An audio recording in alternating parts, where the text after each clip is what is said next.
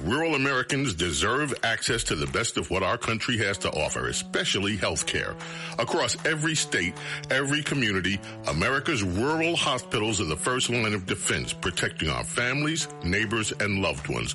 No matter where you live, hospital care doesn't clock out. They're there 24 hours a day, 7 days a week, 365 days a year. Each year, America's over 5,000 hospitals care for millions of patients, providing 24/7 emergency care, delivering babies, cancer treatments, and other life-saving care that patients rely on. Behind every one of those patients are doctors, nurses, and caregivers working tirelessly to keep people healthy and safe. Hospitals are our community's lifelines. They employ our neighbors and keep our families healthy. But now, some in Congress are threatening access to care. Tell Congress, protect patient care to keep America strong. Don't cut rural health care.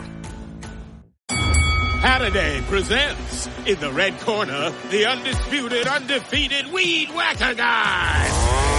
Champion of hurling grass and pollen everywhere. And in the blue corner, the challenger, extra strength Saturday. Eye drops that work all day to prevent the release of histamines that cause itchy allergy eyes. And the winner by knockout is Saturday.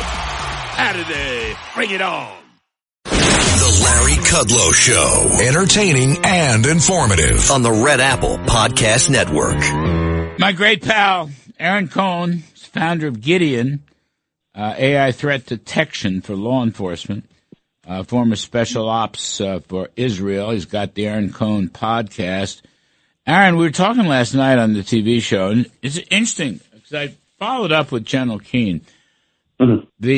The idea that there is you raised this, the idea that there's a business class in Iran, and one would expect them to take some action, to lay down their arms and surrender as unconditionally as President Trump wants. But he made an important distinction, and I want to get your take on it. You've got these big defense manufacturers who are really kind of part of the government. And, of course, their companies and their facilities are being bombed, just wasted, which is good. Have to do it. But they're in cahoots with the Revolutionary Guard and the Army and Navy and whoever. But then you've got another group, these, middle-class shopkeepers, I think he called them. But, you can just imagine. They're afraid to come outside. They're getting bombed and so forth. But the shopkeepers are out there, and they're the ones, they're not associated with the, ruling clique, and they're the ones that would want to foment a change. So I'm just trying to figure out, how this can finally play out, because the game's over. I mean, it's just a question of playing out the hand. Robert O'Brien was just on, former National Security Advisor. He says kind of like Japan in 44 and 45. Unfortunately, we did have to do more. We're not going to nuke Iran. But it took a while to, absolutely squelch the entire country's operation. So who does it? Who are the people that lead the overthrow? So, Larry, it's good to be on with you, and thank you for the plug on Gideon last night, and thank you again today. Sure. Trying to get law enforcement upstream for these lone wolf attackers. So here's where I'm at. The Iranian middle class, I'm glad you asked it again because I've been thinking about it since we discussed it, is actually one of the most important forces to watch, in my opinion, in this situation, which is why I brought it up yesterday with you on your show. So we're talking about millions of, these are educated urban Iranians, professionals, the engineers, the teachers, the small business owners, like you said, and these are the people who are not connected to the ruling elite, as you just mentioned, and increasingly feel that the regime has robbed them of economic opportunity and personal freedom, and I assume that's what you're sort of leading towards here. So for years, that middle class, now I grew up in Los Angeles, even though I was trained in Israel. I've been around the Persian Jewish community, the Persian Muslim communities are good people. And so for years, the middle class has been the engine of the dissent in Iran, and they all left in 79. And so You saw it during the Green Movement in 2009. You saw it again during the nationwide protests in 2019. And so I think what makes them particularly significant is that they understand the cost of the regime's policies. And so This is Greg Kelly. Donate now to Toys for Tots, which works year-round. Go to toysfortots.org. Toys for Tots supports children in need throughout the year with programs like the Toys for Tots Literacy Program. Established in 2008, it has provided over 63 million books to disadvantaged children. The Toys for Tots Literacy Program is committed to providing disadvantaged children with direct access to books and educational resources that enhance their ability to read and communicate effectively. Go to toysfortots.org. Adobe Acrobat Studio, your team's home base. Collaborate within a shared PDF space. You've got your docs, your plans, your specs, and then invite the crew to build what's next. They talk up the teamwork. They think that this design could be a contender. And when somebody wonders what's the next step, AI helps you finish the rest. Bolts are tight, now your plan's refined. Run a smoother business when you're all aligned. Do that with Acrobat. Learn more at adobe.com/do-that-with-Acrobat. Their movement, I think, can create enormous pressure. I think that's where the protests live. If they start striking, civil resistance, but by themselves, I don't know if it's enough to topple a regime like this. You know, these authoritarian systems collapse when the pressure from the society reaches the security apparatus. And so in this case, the besieged, the militias, the internal security force, that middle class has to push hard. And in order for them to get that boost, I think these operations need to continue. But there might be enough of them for them to deteriorate or begin that deterioration. But I think it's still too early in the campaign. And I think there might have to be boots on the ground, Larry, before that middle class can rise up.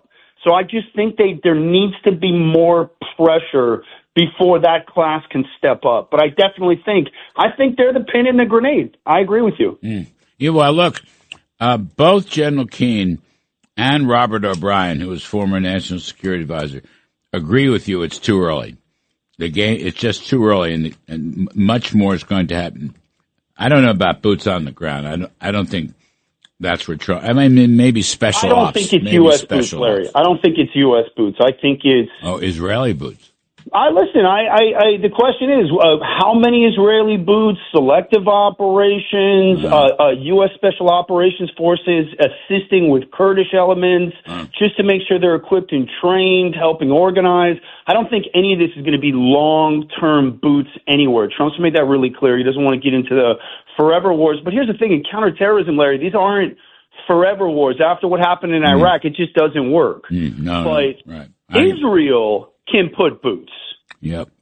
What's the problem? Israel's got light infantry for days, and that's Israel's backyard. And so if the Americans are like, hey, we're not going to put boots, it's cool. Israel isn't afraid to.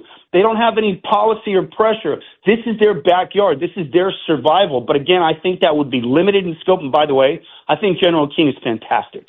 I listen to every word that he says, so please let him know. He's a great man. He's a longtime friend of mine and mentor.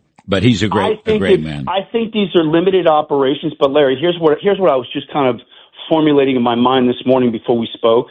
There is going to have to be some kind of ground element. You're not going to be able to take down 300,000 Iranian military and then another 5,000 to 7,000 besieged, which is what we're looking at. Approximately those middle ranks, which is where the real for the IRGC that besiege, you got to get those middle guys. As well. They're the ones who have to defect over. So there has to be ground operations. I think it'll be selective. I think it'll be rolled out slowly, but it's about pressure. How much pressure? It's Trump warfare. I say keep stacking it on incrementally over the next few weeks. And just like we said last night, make the price high enough to where, listen, the nuclear deal, it's all off the table now, Larry. Yep. Now you have to step down. Yep. And Trump understands that. But who does these ground operations?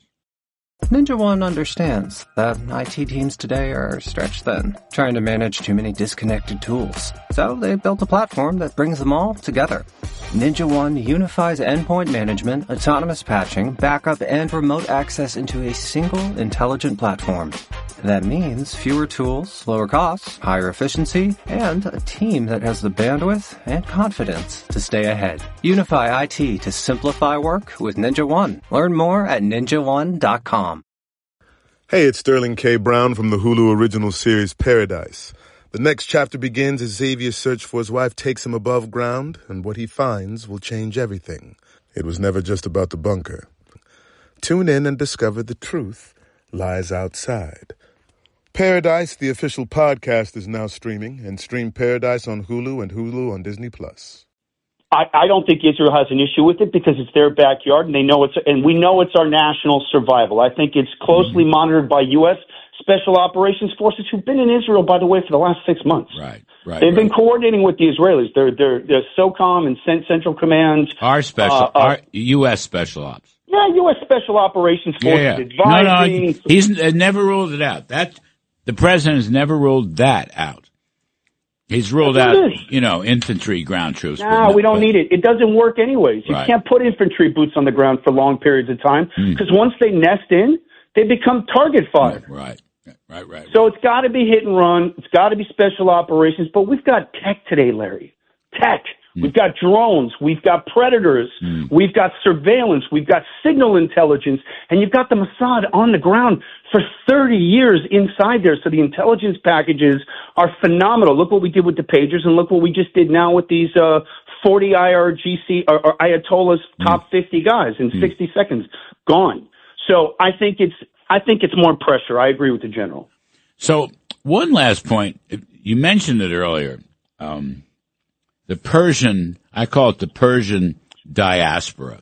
And I actually have, bumped into them many times. The very wealthy, successful business and bankers, investors. You see them in New York, heavily in Washington, D.C., heavily in L.A. And they're all over the place, and they're good. But I'm trying to figure out they have the resources that somebody in Iran probably needs to finally overturn the last vestiges of the regime. But I can't figure out what the connection is. I can't figure out how the tentacles come together.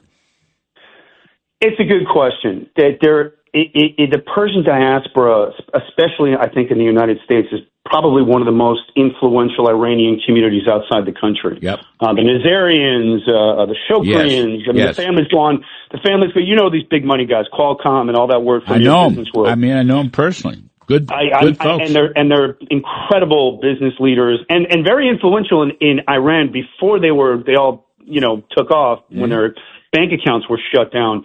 So hundreds of thousands of Iranian Americans, many of them highly educated, and left in 79. So in terms of influence, I do think that the diaspora plays an important role in a few ways. I think first they help shape the public conversation and the actual policy debate. But second, the visibility and the support for the opposition forces and helping to amplify Pahlavi. You know what I mean? And the question is do they have enough juice, and will they pull their money together, and will they take all of that to Trump if Trump isn't already having that conversation about Reza Pahlavi? Because he seems to be the number one choice. The question is do they have enough influence to put together the funding and design the policy and get to all of the besieged to get them to come over to Pahlavi and put him in at the same time once these operations hit a peak? I don't know. We'll see. We'll see. Great stuff. Aaron Cohen, founder of Gideon. We appreciate it very, very much. We'll talk soon, Aaron. We're going to take a break, folks, and then we're going to do some stock market work on the other side. Stay with us. I'm Kudlow. The Larry Kudlow Show on the Red Apple Podcast Network. Rural Americans deserve access to the best of what our country has to offer, especially health care. Across every state, every community, America's rural hospitals are the first line of defense, protecting our families, neighbors, and loved ones. No matter where you live, hospital care doesn't clock out. They're there 24 hours a day, 7 days a week, 365 days a year. Each year, America's over 5,000 hospitals care for millions of patients, providing 24/7 emergency care, delivering babies, cancer treatments, and other life-saving care that patients rely on. Behind every one of those patients are doctors, nurses, and caregivers working tirelessly to keep people healthy and safe. Hospitals are our community's lifelines. They employ our neighbors and keep our families healthy. But now, some in Congress are threatening access to care. Tell Congress, protect patient care to keep America strong. Don't cut rural health care.